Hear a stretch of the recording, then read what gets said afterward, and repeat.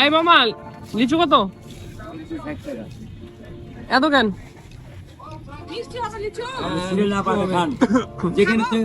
যেখানে খুশি আপনি ছিলেন আমার বড় আছে মিষ্টি হবে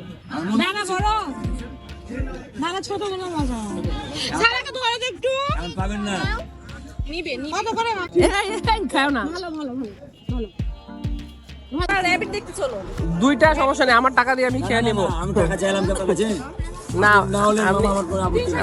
আপত্তি 350 টাকা 1 পয়সা কম বেশি না 1 টাকা কম। ওই মামাটা কই আপনার যে বাইক না আপনার ছেলেটা ভাইয়া কি নাম আছে বড় ভাইয়া যে আমার জামাই ওই যে ওই জামাইটা খুবই ভালো।